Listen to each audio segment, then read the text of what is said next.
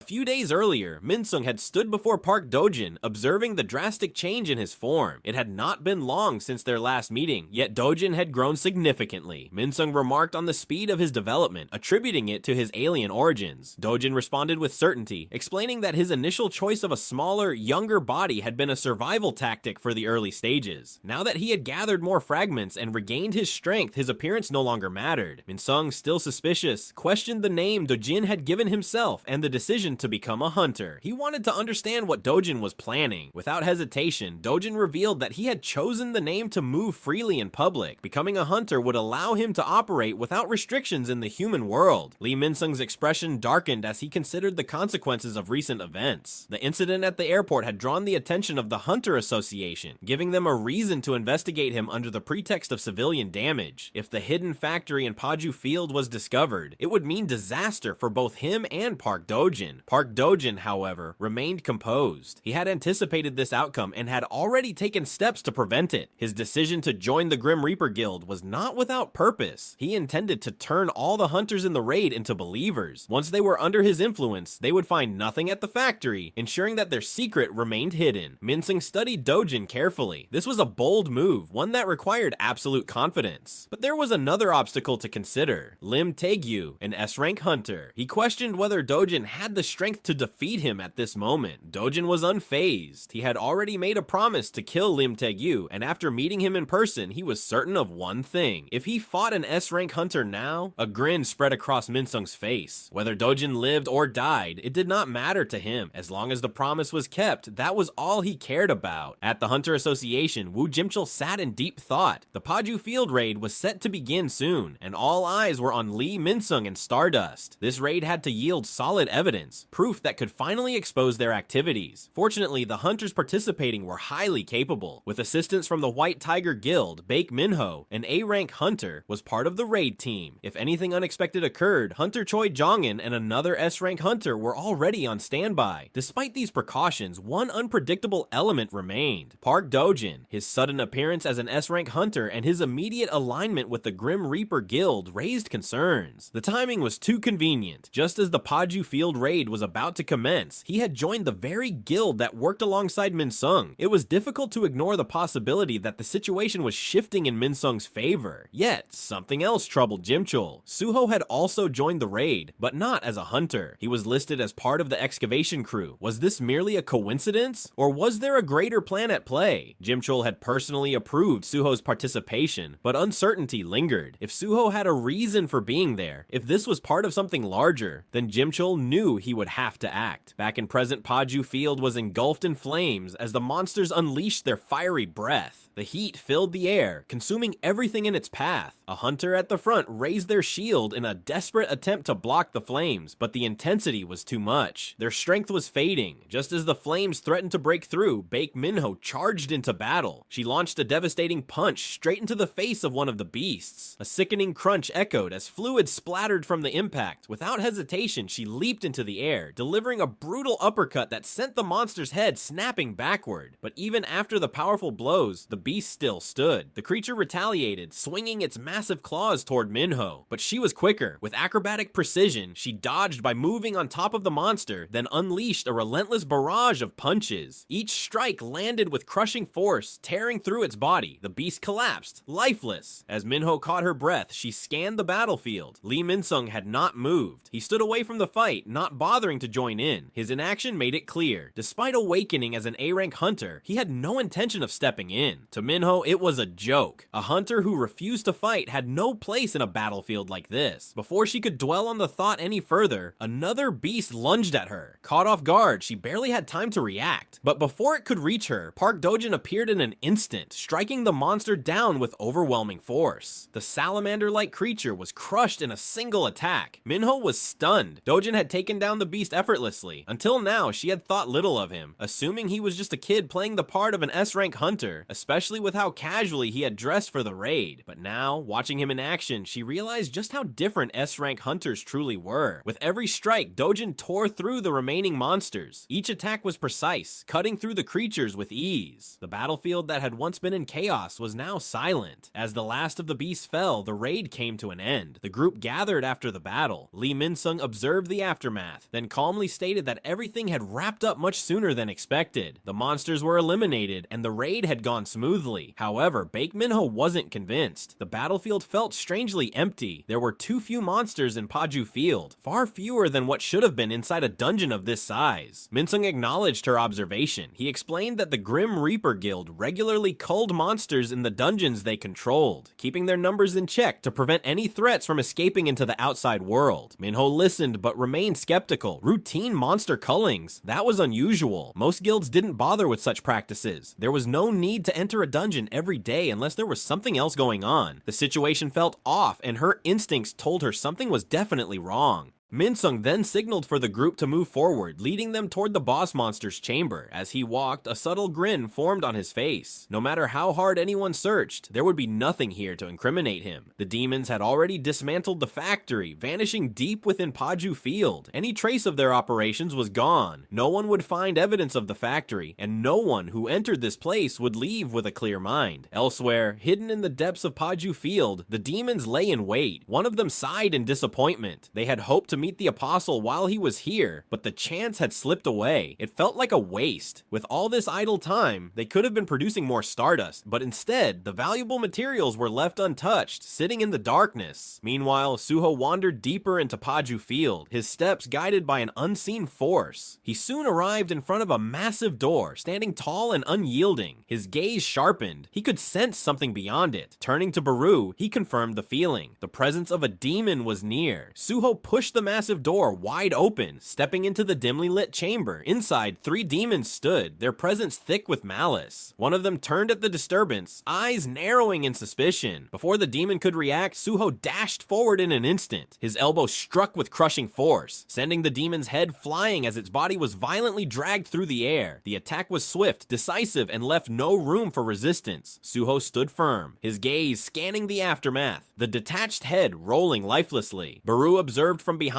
his tone filled with admiration. The sheer strength of the young monarch was undeniable. To send a demon's head soaring with just a single attack. His past battles with the crocodile had indeed strengthened him. Suho studied the remains carefully. Something was off. These demons lacked their own will, their presence confirming his suspicions. Paju Field was indeed home to a stardust factory, but the battle wasn't over. The demon's body began regenerating, the severed head reforming as it fixed its gaze back on Suho. Its expression shifted, recognizing something familiar. The Black Mask. This was the very person interfering with their grand plans, the one the Apostle had warned about. Without hesitation, the demon's form began to change. Its body swelled, muscles expanding as it transformed into a hulking beast. The air around it crackled with raw power. This was an opportunity. This intruder would serve as the perfect gift for the Apostle. Deep inside the dungeon, far from the unfolding battle, a mining team worked tirelessly. The sound of pickaxes striking stone echoed through the tunnels as the miners dug away at the dense crystal formations. One of the miners wiped his brow, exhaustion settling in. The sheer volume of magic essence crystals was overwhelming. This was supposed to be a dungeon managed by a guild, yet the accumulation of resources made no sense. There had to be another source of income beyond selling these crystals. Something wasn't right. Another miner spoke up, shifting the conversation. He had heard about an E-rank collector joining their team today. The thought was baffling. Allowing someone of such low rank into a B-rank dungeon was unheard of. What were the guild leaders thinking? The first miner sighed, dismissing the concern. The newcomer was still young. It was good to see someone willing to work hard despite the risks. But then, realization struck. The placement of this new recruit seemed too convenient. Assigned to work at the dungeon's entrance, the safest position available. Someone had caught on to the danger and made sure the E-rank wasn't placed in harm's way. The second miner frowned at the realization, frustrated. He had always been placed at the front lines, facing the worst of the dangers. Meanwhile, the new recruit's handcart was somehow carrying 4 times the normal load. It was unusual. Still, despite his complaints, he relented. Once they were done here, they would go help the newcomer. The first miner chuckled at his companion's kindness. He was far too soft-hearted for a place like this.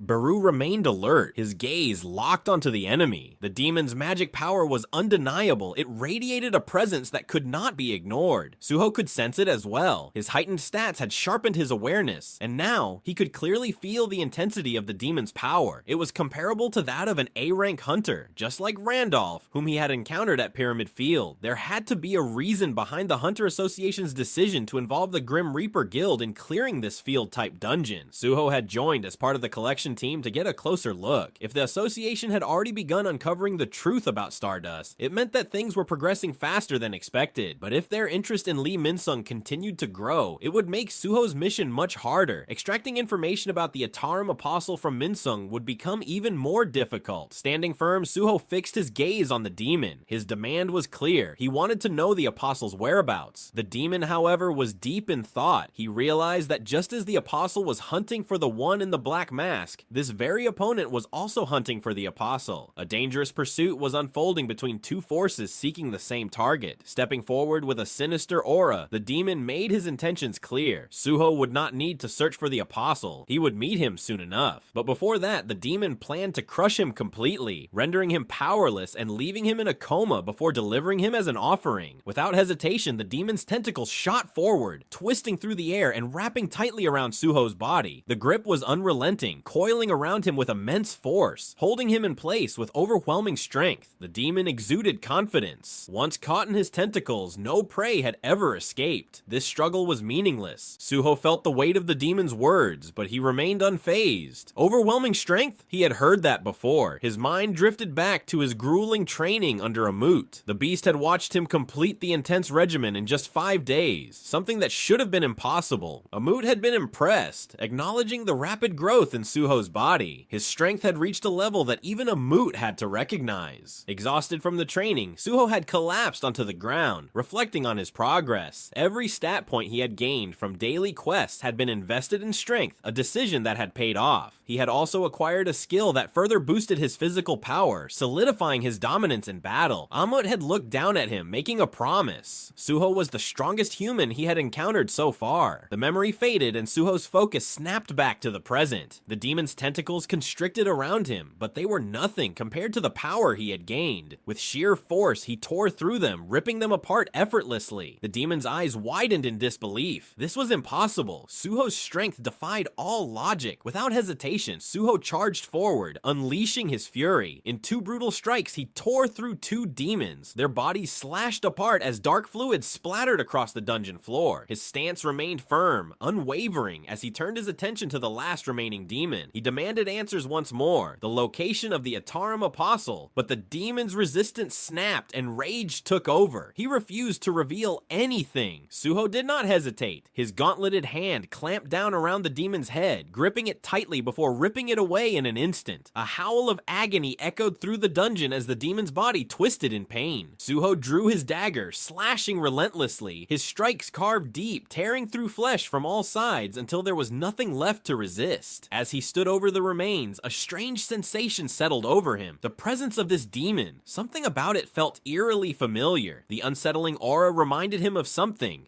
he needed to uncover. Without waiting for an answer, Suho tossed the severed head toward Beru. Even in his final moments, the demon's thoughts lingered on his mission. The Apostle's grand vision would remain unfinished, but at least their efforts had led to the destruction of the Radiru household, traitors to demonkind. That alone was enough satisfaction. Beru lunged forward, devouring the head without hesitation. Nearby, Esil suddenly felt an unfamiliar sensation coursing through her body, a lightness, as if a weight had been lifted from her entirely. She struggled to comprehend what had changed. The Ant King continued to chew, finding the texture of the demon's flesh peculiar. The consistency reminded him of something rubbery and tough, but he continued devouring it nonetheless. Suho remained focused on the true objective. He turned to Beru, seeking any information the demon's memories could provide. If there was any clue about the Ataram Apostle, they needed to know. Beru, however, had little to offer. The demon had revered the Ataram Apostle, seeing him as a beacon of light, but there were no deeper details hidden within his thoughts. Nothing valuable had been uncovered. Suho sighed internally. Another dead end. The trail had once again gone cold. If no leads could be found here, he had only one remaining option. Lee Min-sung, the man at the center of the Stardust operation. If he wanted answers, he would have to confront him directly. But before that, there was something more urgent. The civilians in the area needed to be evacuated. Meanwhile, back at the strike team's position, Dojin remained on high alert. He sensed the demon's presence had vanished. The source of the disturbance had been eliminated. However, he knew the Hunter Association was not responsible for this. Something else had happened. The squad advanced toward Paju Field's boss monster room, their movements cautious. Minho analyzed their surroundings as they moved. Despite all expectations, she had found nothing along the way. This place was supposed to be a key production site for Stardust, but there were no signs of such operations. The absence of any evidence left her unsettled. Min-sung, however, was unfazed. He noticed Minho's confusion and smirked inwardly. She was searching for something that no longer existed. The realization of her failure was beginning to dawn on her. Without drawing attention, Min-sung leaned in and whispered to Dojin. The original plan to brainwash the hunters would be abandoned. It was better for them if this entire situation concluded smoothly, without any unnecessary complications. But Dojin did not agree. He remained silent, but his stance made it clear. This was not acceptable to him. Minho, lost in thought, considered another possibility. If the evidence was not here, perhaps it was hidden elsewhere, on land rather than in the ruins of Paju Field itself. If that was the case, she would have to investigate again after clearing the boss monster. There was no other choice. Min-sung took a step forward, signaling the group to move in. But before he could fully process what was happening, an unexpected shift in the atmosphere unsettled him. He turned, confusion creeping into his expression. Something was off. Dojin stood behind him, unfazed. The moment Min-sung hesitated, a sharp pain struck the back of his neck. A thin, precise stone had been driven into him, a simulant piercing straight through with lethal accuracy. Dojin's gaze remained cold as he watched Min-sung struggle. His intentions had never wavered. Every hunter in this party would be converted into a follower. Only those with value would be chosen to serve their purpose. Min-sung had been a means to an end from the start. Working with an A rank like him to take down an S rank such as Lim Taegyu had been an absurd proposition. Dojin never planned to rely on Min-sung's cooperation, only his body and abilities once under control. Min-sung's anger flared. Once again, the discussion had turned to S-rank hunters. Fury surged through him as he realized the true depth of Dojin's betrayal. Did Dojin truly believe that he, Min-sung, would submit to brainwashing so easily, that he would allow himself to be controlled like some weak-willed pawn? But before Min-sung could act, the world around him shattered. Everything faded to nothingness. The battlefield, his allies, gone in an instant. He was alone in a blank void. His mind scrambled to make sense of the sudden shift, but before he could resist, something vast and overpowering descended upon him. A command resonated deep within his core. The will of the Supreme One took hold, a force undeniable and absolute. Pure energy surged into him, raw and unrelenting. His body was no longer his own. His thoughts were no longer his own. His defiance melted away, replaced by submission to the one who now controlled him, Dojin, the apostle. Dojin watched as the transformation took place, the corner of his lips curling in satisfaction. Another piece had fallen into place. Without hesitation, he turned his attention to the next target. There were still more to be converted. With Minsung under his control, the group pressed forward, stepping into the boss room. Outside Paju Field, a sleek car came to a stop. Inside sat Choi Jung-in, his expression calm but observant. A summon was stationed within the dungeon, acting as a silent signal. If it disappeared, it would mean trouble, an indication that something had gone wrong within the strike team. The disappearance of a summon's summon would serve as an instant relay of information. This strategy had provided an effective workaround for the long-standing issue of devices being unusable inside dungeons. Jong-in considered the situation. Resolving this problem through such an innovative method was a breakthrough. He could only hope that S-rank hunters wouldn't have to get involved. He hoped Lee Minsung wouldn't cause unnecessary trouble. Beside him, Lim Taegyu remained silent, his presence tense. Jong-in glanced at him, reading the concern in his posture. He knew what was on Taegyu's mind. Lim Taegyu was worried. Jong-in's voice carried a light, almost teasing tone, though his expression remained neutral. The subtle shift in atmosphere made it clear. He was testing Taegyu's patience. Taegyu's gaze sharpened. He did not appreciate the provocation. Choi Jong-in remained composed as he listened to Lim Taegyu's remarks. The mention of Park Dojin joining the Grim Reaper Guild was clearly intended to provoke some sort of reaction, but Jong-in had no reason to be concerned. His guild already had its share of exceptional hunters. He made it clear that there was nothing to be jealous of. Taegyu exhaled, the weight of responsibility evident in his expression. The revelation that Lee Minsung was responsible for distributing the unknown stimulant troubled him deeply. As a guildmaster, the burden of accountability rested on his shoulders. If things escalated, he would take it upon himself to suppress the situation. He expected Jong-in to honor his word and refrain from interfering. Jong-in, in turn, assured him that he had no intention of hurting others unnecessarily. If Taegyu could handle it, there would be no need for intervention. Inside the boss room, chaos unfolded. A monstrous entity unleashed torrents of fire upon the squad. The mages retaliated with powerful spells, their attacks clashing against the flames. A hunter loosed arrows in rapid succession, aiming for weak spots, while the team's tank raised his shield, bracing against the relentless heat. The battle was intense, and the situation looked grim. Minho observed Dojin from a distance, noting his calculated approach. He was acting like an S-rank hunter, letting others do most of the work. Despite being his seniors, they had no control over the situation. Something felt off. Since entering the boss room, Lee Min-sung had been fighting with an unusual level of aggression, pushing himself beyond his limits. Dojin's mind was already piecing together the truth. The effects of Stardust were negligible for hunters ranked B or higher. However, a condensed form of Stardust, Star Fragments, had the ability to elevate a hunter to the level of an A rank. With Min-sung's sudden increase in combat power, the connection became clear. Min-sung lunged forward, his blade carving through the monster's thick hide. The cut was deep, but not fatal. The beast retaliated instantly, snapping its massive jaws at him with devastating force. The impact sent Min-sung flying across the battlefield. His body dragged over the ground before coming to an abrupt stop. Dojin observed closely, his suspicions confirmed. Even with the awakening effects of a star fragment, an A-rank hunter could not match the sheer strength of an S-rank. However, there was another factor to consider. One of the 5 abilities of TL, a fragment of the main body, was the Blessing of Amplification, a power that enhanced the unique traits of those it possessed. Both the faith of the Mistborn stored within the Stardust and the unique properties of the weapon in Min-sung's possession could be amplified further. Min-sung himself carried the unique trait of magic power amplification, while his weapon's special ability was to amplify the power of his slashes. He wanted to see it for himself, to witness whether Min-sung could truly reach the power he so desperately desired, the strength of an S-rank hunter, the peak that only a few could attain. A raw surge of energy erupted within Lee Min-sung as he advanced. With a single decisive motion, he thrust his blade directly into the monster's torso. The impact was immediate. A powerful burst of energy exploded outward, piercing through the creature's body and tearing it apart from the inside. The force was so immense that the energy shot through the roof of the enclosed space, leaving behind a gaping hole. Lim Taegyu and Choi Jong-in stood frozen, their expressions locked in disbelief. The sheer force of the attack was unlike anything they had anticipated. Minho, equally shocked, struggled to process the sudden increase in Min-sung's strength. The shift had been too abrupt, too unnatural. Yet, despite the overwhelming power he had unleashed, Lee Min-sung remained motionless. His body stood stiff, unresponsive, as if the energy had drained all life from him. Park Dojin, watching closely, understood the truth. The effects of amplification on A-rank hunters came with a tremendous cost. The fatigue from reaching S-rank, even for a moment, was overwhelming. Most of the power had already faded, leaving only traces of its former intensity. Lee Min-sung had touched the strength he desired, but it was fleeting. His body could not contain the full force of an S-rank hunter. Minho's thoughts raced as she tried to comprehend what had just happened. The attack Min-sung had unleashed was beyond what any A-rank hunter should have been capable of. Stardust was known to be ineffective on high-ranking hunters, yet Min-sung's power had surged beyond normal limits. Was there another stimulant? Something beyond Stardust? A sharp sound cut through the silence. Steel pierced flesh. A sword emerged from Park Dojin's back, the blade glistening with fresh blood as it tore through his body. Minho flinched at the sight, her breath catching in her throat. Park Dojin staggered, his breaths turning shallow as pain consumed him. His mind, once calculating and sharp, now clouded with the realization of betrayal. Lee Min-sung stood behind him, his grip firm on the hilt of the sword. A twisted grin stretched across his face. Without hesitation, Min-sung withdrew the blade, and Dojin collapsed onto the ground. The group stood paralyzed, unable to comprehend what had just occurred. Shock, betrayal, and the silence that followed was suffocating. Minho's fury exploded as she glared at Lee Min-sung, disbelief and rage filling her mind. The thought of a fellow hunter attacking his own companion was unthinkable. Her anger burned even hotter at the possibility that the unknown drug had driven him mad. Min-sung, however, seemed lost in his own world. His mind was in chaos, overwhelmed by voices that echoed endlessly. The situation had spiraled out of his control. He knew that S-rank hunters were stationed outside, waiting on the orders of the Hunter Association. If he did not escape now, he would be trapped with no way out. His only chance was to flee immediately. As Minho realized his intent, she shouted for her squad not to let him escape. Without hesitation, the squad members rushed at Min-sung, determined to stop him. But Min-sung was already on the move. His body surged forward like a streak of lightning, cutting through the squad effortlessly. His voice rang out, warning them to stand aside unless they wished to die. His speed was overwhelming, and in mere moments he had broken past them, racing toward the exit. Minho wasted no time. She called out to Hunter Lee Chael-sung, ordering him to send a signal to the S-rank hunters outside. Chael-sung, still shocked, hesitated for a moment before quickly responding, his hands trembling as he prepared to follow through. Meanwhile, Park Dojin, despite the grievous wound he had suffered, pushed himself back to his feet. His body should not have been able to move after such a fatal blow, but he remained standing, his expression unreadable. He had gathered critical information, proof that one could resist the divinity of the Mistborn with sheer mental strength regardless of their magic power. This was valuable data. Minho, still in shock, turned to him, struggling to understand how he was still alive. The attack should have been fatal, piercing directly through his heart, yet Dojin offered no explanation, saying nothing in response. Outside, Min-sung continued his desperate escape. He had achieved the power of an S-rank hunter, but now, instead of rising to glory, he was forced to flee like a fugitive. The situation was utterly absurd. The Alien, the Hunter Association, the Grim Reaper Guild, there was no one he could trust. He had no choice but to hide in a nearby city and figure out his next move. Just as he neared his path to freedom, a dagger sliced through the air with deadly precision. It struck the ground directly in front of him, stopping him in his tracks. Min-sung's eyes widened in shock, his mind struggling to process what had just happened. A sudden force had stopped his escape, and confusion filled him. From the shadows, a voice cut through the tension, calm yet demanding. Suho stepped forward, his presence undeniable. He had been drawn by the explosion and had been observing the situation. Now, seeing Min-sung out in the open, he wasted no time. He needed answers. Min-sung had to reveal everything he knew about Stardust and the Atarim Apostle. Min-sung's thoughts raced as he took in Suho's words. The man before him not only knew about Stardust, but was also aware of the existence of the Apostle, the alien being tied to it all. Memories surfaced as he recalled what he had been told. There had been rumors of a black-masked individual who had defeated Brocky and disrupted the supply of Stardust material. Could Suho be that person? Min-sung dismissed the thought almost immediately. None of that mattered. What truly mattered was his escape. Any delay would give the hunters enough time to catch up. His instincts told him that Suho's magic power was not at a level that could rival his own. There was no reason to hesitate. In an instant, Min-sung lunged forward, his sword aimed directly at Suho. His movements were swift, precise, meant to end the fight before it could even begin. But Suho did not move. He did not flinch. At the very last moment, his hand shot forward, effortlessly grabbing the blade and pushing it aside as if it were nothing. Min-sung froze, his grip tightening around the sword. He attempted to pull it free, but it would not budge. Panic crept into his mind. His attack had been stopped. Worse, his weapon was completely locked in place. The strength before him was beyond anything he had expected. Before he could react further, Suho struck. His foot shot upward, landing a brutal kick directly under Minsung's jaw. The force sent Minsung's head snapping back, his vision momentarily blurring. His body reeled, unable to comprehend how Suho had overwhelmed him so easily. Minsung's thoughts spiraled in disbelief. The magic power radiating from Suho was lower than his own. By all logic, he should have had the upper hand, and yet Suho had neutralized his attack and countered with such force that Minsung could barely respond. It made no sense. From the shadows, Beru observed, his gaze sharp with understanding. It was natural for Minsung to be in shock. The ranking of hunters was determined by the amount of magic power they possessed. That was the standard by which strength had always been measured. But Beru knew better. He could sense true power beyond raw magic. Suho had been growing stronger, not just through his stats, but through something far more profound. Ammut's training had sharpened his abilities to their peak, enhancing his physical strength to a level that an A-rank hunter could never withstand. While others relied on magic, Suho's raw physical power had reached an entirely different realm, one that Minsung had no way of handling. Back in the dungeon, Minho stared in disbelief. Park Dojin stood before him, still alive, despite the fatal wound he had suffered just moments ago. The attack had pierced through his heart, yet there he was, standing as if nothing had happened. Dojin remained silent, unable to offer any explanation. Without hesitation, he reached for the stimulant, his grip tightening around it. His intentions were clear. He was ready to strike. Minho, unaware of Dojin's true motives, remained unsuspecting. But before Dojin could act, a sudden voice cut through the tense air, stopping him in his tracks. Minho turned around at the familiar sound. Choi Jong-in and Lim Taegyu had arrived. Relief washed over Minho. Two S-rank hunters stood before him, their presence a sign of immediate reinforcement. Jong-in's gaze swept across the chaotic scene as he approached, his expression sharp. The explosion had been impossible to ignore, and they had rushed over the moment they heard it. Now, standing amidst the destruction, he demanded to know what had happened. Minho wasted no time explaining. Everything was the work of Lee Min-sung.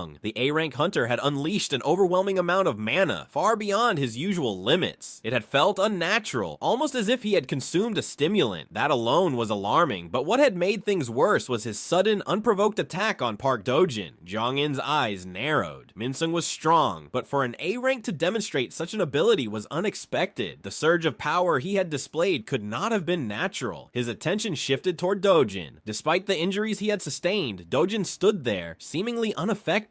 There were no signs of weakness, no indication of struggle. It was unnatural. Dojin's response was simple. He had a recovery skill. Jong-in took note of this. The level of regeneration required to recover so quickly was not something just any hunter possessed. It was a high-level ability, one that set Dojin apart. Minho, however, was focused on the immediate threat. Minsung was still on the run, and if they did not act quickly, he would escape into the city. Once there, finding him would become nearly impossible. They had to move now. Jong-in agreed. The situation was clear. Minsung had caused a significant problem, and they had no choice but to deal with it. He turned to Lim Taegyu, making sure he had understood the urgency. There was no room for hesitation. Minsung could not be allowed to disappear. Inside his mind, Park Dojin sensed something troubling. His connection with Lee Min-sung had not been severed. This was unexpected. Min-sung had resisted the faith, something Dojin had not anticipated. The desires of a human were unpredictable, far beyond simple control. Even though it was unlikely that anyone would believe Min-sung's claims, Dojin understood the risk. If he did nothing, unnecessary suspicion could fall on him. There was only one choice left. He had to abandon Lee Min-sung. It would consume a large amount of divinity, but there was no other way. Taking over Min-sung's body and forcing him to end his own life was the best option. An A-rank hunter was expendable. Another one could always be found. Through Min-sung's vision, Dojin saw his surroundings. He immediately noticed the ongoing fight. Min-sung was already engaged in battle. Something was off. Was Min-sung fighting an S-rank hunter? The realization struck Dojin. Someone else was after Min-sung, but what truly caught his attention was the presence of the Black Mask. The Hunter Association had already been pursuing Min-sung, but now the Black Mask had appeared as well. The situation was spiraling out of control. Nothing had gone according to plan ever since their arrival in this world. Dojin recalled the past, the times when everything followed the word of God without deviation, but here things were different. Nothing was certain. Despite the circumstances, a smile formed on Dojin's his lips. It was strange. Amidst the chaos, he found himself smiling. But why? Outside, the battle between Lee Min-sung and Suho intensified. Min-sung was growing desperate. He could not afford to be held back any longer. Min-sung abruptly halted his movements. He needed to shift the direction of the battle. Suho, mid-attack, paused. The sudden change in Min-sung's demeanor was unexpected. Min-sung made an offer. If answering questions meant securing a chance to escape, then negotiation was the only path forward. Suho remained cautious. The words seemed out of place. Min-sung had been working alongside an Ataram apostle. Min-sung responded with frustration. The Ataram apostle had betrayed him. Nothing had gone according to plan. Suho processed Min-sung's words carefully. The claim of being backstabbed raised questions. Had there been a conflict between Min-sung and the Ataram apostle? Something had gone wrong between them. Still, the situation did not make sense. If Min-sung had been betrayed, why was he involved in distributing stardust? Suho demanded an answer, and Min-sung revealed his reason. He had been promised that someone he wanted dead would be eliminated. The revelation unsettled Suho. Min-sung had aligned himself with the Ataram just to take the life of a specific individual. Min-sung then spoke of the Great Cataclysm, the event that had reshaped the world. Everything he had built before, it was torn apart. In the new order, a person who had once been insignificant had risen to become an S-rank hunter, looking down on him. To preserve his own identity, there was only one path. He had to eliminate that person. His words turned towards Suho's intentions. Wasn't Suho also searching for the alien to kill him? But Suho's resolve was different. If there was a way to resolve things through words, he did not intend to kill. Min-sung's expression shifted and a grin appeared on his face. There was something contemptuous in his gaze. He ridiculed Suho's stance, mocking the idea of mercy. The alien had come to invade the world, yet Suho still hesitated. Min-sung saw him as the kind of person he had despised during his days as an actor, someone filled with blind hope but lacking any real conviction. To Min-sung, kindness and ethics were nothing more than choices imposed by society and those around them. Suho, in his eyes, was someone who had never truly known what he wanted. If he had not been fortunate enough to obtain power, he would have remained a nameless extra in the grand scheme of things. Min-sung's voice grew sharper. A moment would come when Suho would no longer have the luxury of hesitation, a time when he would be forced into a situation where a decision had to be made, and Min-sung would make sure that moment arrived.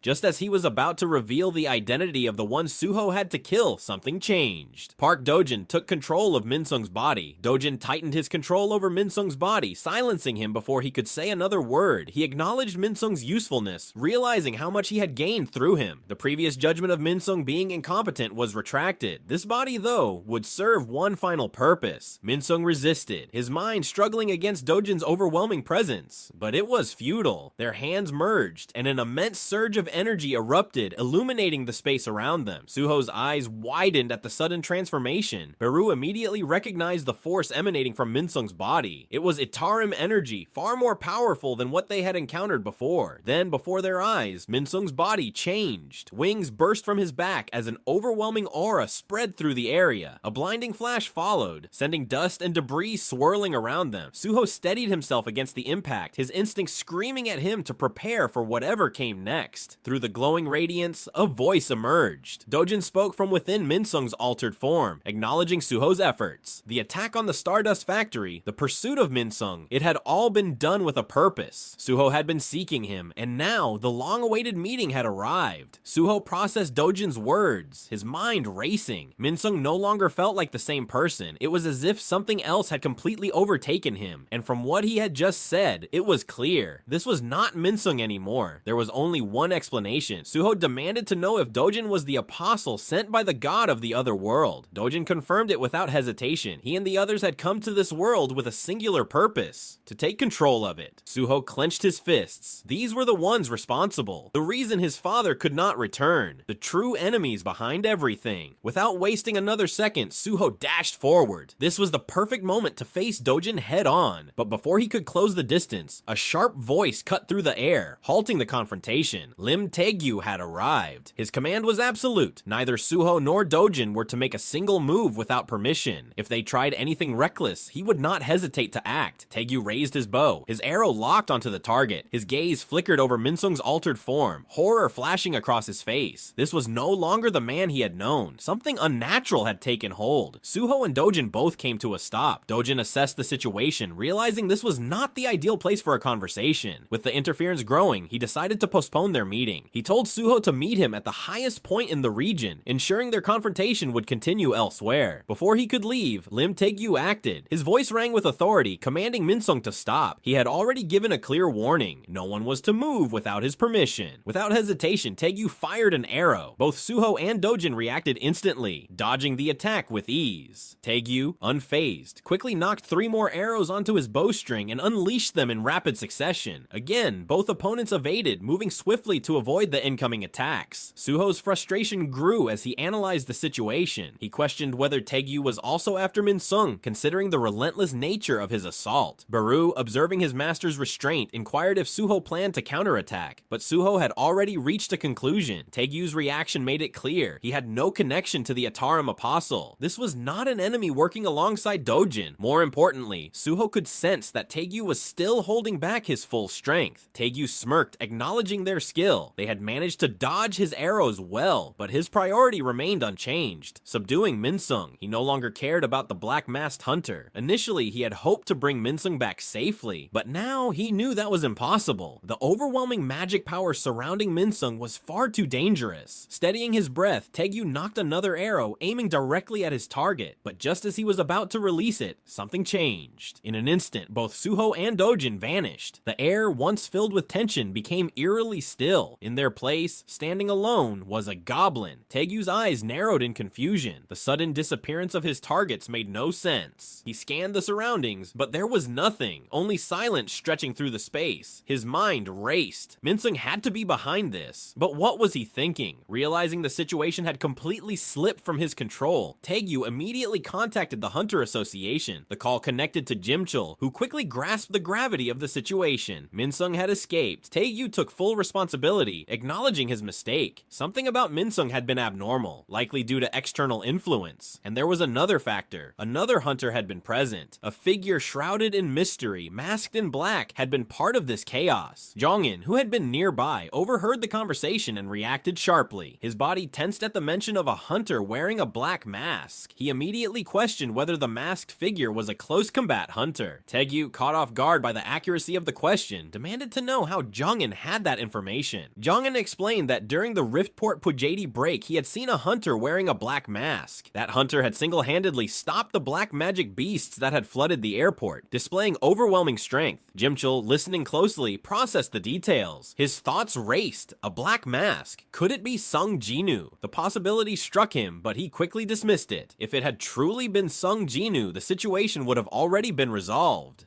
Meanwhile, away from the others, Dojin reflected on the unexpected turn of events. He had not anticipated Suho's interference. He questioned why Suho had helped him. Suho, standing firm, pointed out the truth. Dojin had been fully prepared to abandon Lee Min-sung's body if the situation had become too dangerous. Dojin, unfazed, acknowledged what he had heard from the demons. They had spoken of Suho, referring to him as the Shadow Monarch from the darkness. Now he wanted to know the truth. What connection did Suho have to the real Shadow Monarch? Suho, uninterested in entertaining his curiosity, refused to answer. There was no need for discussion. Instead, he made his intentions clear. He would crush Dojin and extract the information from him directly. Beru, standing by Suho's side, issued a warning. Ever since the Ataram Apostle had taken over Lee Min-sung's body, his strength had become immeasurable. The danger was greater than before. Suho, unwavering, reassured Beru. He had made the necessary preparations for this moment. Without hesitation, he gave the command. The ground trembled as dark energy surged. From the depths of the abyss, black shadows burst forth, materializing into an army of soldiers. Dojin, facing the manifestation of Suho's power, smirked in amusement. Dojin observed the battlefield, his thoughts becoming clearer. The authority of darkness before him was unmistakable. It was the same power he had once witnessed in combat. From the shadows, Suho's soldiers emerged. The ruler of the swarm, Blue Kasaka Venomfang, the poison-fanged giant desert centipede, the high troll, and the tomb's warden Sheikah, all stood as Suho's summoned warriors. Each had been taken from past battles, their bodies preserved for this very moment. Suho stood at the center of his army, his presence unwavering. This was the battle he had prepared for, and now he would fight with his full strength. Esil and Gray arrived, joining the combined forces from the Shadow Dungeon. As the battlefield shifted, a notification appeared. An urgent quest had been issued. The objective was clear. Lee Min-sung, possessed by the Ataram Apostle, had to be defeated. His memories had to be claimed. Within Suho's mind, the weight of the quest settled. The battle had reached its inevitable conclusion. He now faced the moment where he would have to take another person's life. Meanwhile, within the Apostle's consciousness, thoughts stirred. The experience of emotions was new, something unfamiliar yet undeniable. The fragment of the original self carried memories that had sparked a change. A feeling of curiosity had taken root, the one called darkness. The lone figure who had once halted an entire army from another dimension had drawn his attention. Strength had always fascinated him, but this was different. The one standing alone among his soldiers seemed distant, and now he wondered if this battle would provide the answers he sought. As the Apostle stood deep in thought, Suho's shadow soldiers surged forward. Moving as one, they launched their attack. The Apostle's gaze sharpened. With precise movements, he swung his dagger, cutting through them, their dark forms fading upon impact. As he fended off the relentless horde, Suho seized the opening. He dashed forward, closing the distance in an instant. With all his might, he struck down, aiming to shatter the Apostle's defenses. But the Apostle did not falter. With swift precision, he raised his blade, blocking the devastating blow with ease. In an instant, he retaliated, launching his own counterattack against Suho. The Apostle analyzed the unfolding battle. Suho was using his soldiers to create openings while engaging in direct combat himself. This approach suggested confidence in close quarters combat. Without hesitation, the Apostle lunged at Suho, but Suho reacted instantly, dodging backward just in time. Before the Apostle could strike again, Esil charged forward, her spear aimed directly at him. The attack was swift, but the Apostle was faster. His hand shot out, gripping the spear tightly before it could reach him. Esil's momentum left her hanging at the end of her own weapon. Her attack completely halted. A wave of fear surged through Esil as she realized her strike had failed. Just as he prepared to act, Suho launched himself forward, delivering a powerful flying kick that landed squarely on the Apostle's face. The impact echoed through the battlefield, but the Apostle did not waver. He snapped his head back into place and fixed his sharp gaze on Suho. His composure remained unshaken. Without hesitation, Suho decided to respond in full force. At his command, the Tomb Warden Sheikah moved swiftly from behind, seizing the Apostle. Sand materialized from Sheikah's hands, wrapping tightly around the Apostle's body, restricting his movements. Recognizing the opportunity, Suho clenched his fists. Without wasting a moment, he charged forward, preparing to land a decisive blow. The Apostle, however, observed his approach closely, calculating his next move. As Suho closed the distance, the Apostle suddenly unleashed an explosive force. The sand that had restrained him shattered instantly, sending shockwaves outward. The impact hurled Sheikah backward, his form crashing into the ground. Suho halted his attack just in time, bracing himself against the overwhelming force that had just erupted. The sand had been obliterated in an instant. The Apostle stood firm, his expression unchanged. The thrill he had once experienced in battle was missing. Even in the face of such resistance, something felt incomplete. The Apostle went on a rampage, cutting down everything in his path. His blade struck first, slicing through the high troll, splitting it in two. Without hesitation, he turned to Esil. She barely had time to react before his attack landed. He assessed the battlefield, his gaze fixed on Suho. The way Suho commanded his soldiers was different from what he had expected. The soldiers of darkness had once moved like a trained army, each possessing their own will, but Suho's power felt incomplete. Despite wielding such authority, he was still losing. Suho gritted his teeth. The fight had become much harder ever since Lee Min-sung had been possessed by the Ataram Apostle. His strength had risen to an entirely different level, one that was likely comparable to that of an S rank. The Apostle moved forward with an unshaken presence, his thoughts drifting to the one known as darkness. That being had stood alone, unmatched by anyone in this world. Strength so overwhelming that no one could truly understand him. That loneliness had been absolute. Without hesitation, the Apostle raised his blade and brought it down on Suho with immense force. Suho barely managed to block the attack with his gauntlets, but the impact was devastating. Cracks spread across Vulcan's horn, his once reliable defense now breaking under pressure. As he looked down at his damaged hands, a sudden notification confirmed what had just happened. The item had been completely destroyed. Before he could react, the Apostle's blade struck again, this time piercing straight through Suho's gut. Pain shot through his body as blood spilled from the wound. Esil's voice rang out in despair, calling for Suho, but she could do nothing. The Apostle observed Suho closely, seeing someone who had no true grasp of the power he held. In his mind, he had already decided what needed to be done. He would strip away the authority authority of darkness from Suho, molding him into a believer. Only by taking that power for himself could he finally understand what darkness had felt. The blade cut deeper, and more blood gushed from Suho's mouth as his strength began to fade. Suho struggled to understand the words that had been spoken to him. The apostle's remark echoed in his mind. He had no clue about the power he possessed. Lee Min-sung had said something similar before. Suho had always relied on his stats and skills, believing that they were enough to make him stronger. But was there something beyond them that he needed? Something more than just numbers and abilities? Memories surged through his mind. He recalled Beru's voice, urging him to use shadow-transformed weapons. Suho had dismissed the idea, explaining that Vulcan's horn had higher attack power, balancing the bond skill, the authority of the ruler, and commanding his shadow soldiers at the same time was already difficult. Adding a shadow-transformed weapon to the mix seemed overwhelming. He wasn't confident he could manage it all. Beru had disagreed, declaring that Suho was a genius and capable of mastering it, but Suho had insisted otherwise. He reminded Beru that his father had never used shadow-transformed weapons in battle. There had to be a reason for that, and Suho doubted his situation would change even if he tried using them. Beru had gone silent, eventually conceding. Suho's thoughts continued to spiral. When had he started limiting himself so easily? Had it begun before his awakening? Back when he had repeatedly compromised after failing? A realization struck him. Since awakening, he hadn't drawn a single picture. He had once loved drawing, but now that passion had been left behind. Then Lee Min-sung's words resurfaced in his memory. He had warned Suho that he didn't even know what he wanted. A time would come when he would be forced to make a choice. Suho felt the weight of those words settle over him. He had left his meeting with his father to the system as if it wasn't his responsibility. He had convinced himself that finding his mother would come naturally once he became stronger. But why did he even want strength? It wasn't something he could find within himself. For too long, he had followed in his father's footsteps without question. But his father didn't need a replica of himself. Suho had to find his own path, something that only he could do. Suho stood in the present moment, his body battered but his resolve unshaken. Stretching out his hand, he gave the command, "Arise." The word carried power, and the battlefield responded to it. The shadows began to shift. Black mist swirled as the fallen soldiers stirred once more, rising from death. The apostle watched with narrowed eyes, confusion flickering across his face. He had seen these beings return to life before, their immortality making them relentless. No matter how many times they fell, they would rise again. Yet to him, they were still insignificant. No matter how many times they attacked, they would never overpower him. But then, something unexpected happened. The apostle's gaze sharpened as he observed the soldiers moving differently. Their dark forms no longer acted separately, but instead merged with one another. Their bodies twisted and combined, fusing into something entirely new. Even in the war against darkness, he had never witnessed such a phenomenon. It was unnatural, like a chimera being born from the abyss. A deep growl rumbled through the battlefield. Gray pushed forward with whatever strength remained. As he charged towards Suho, the air around them shifted. Shadows materialized, thick and alive with energy, swirling with a force that promised something greater. A transformation was about to take place.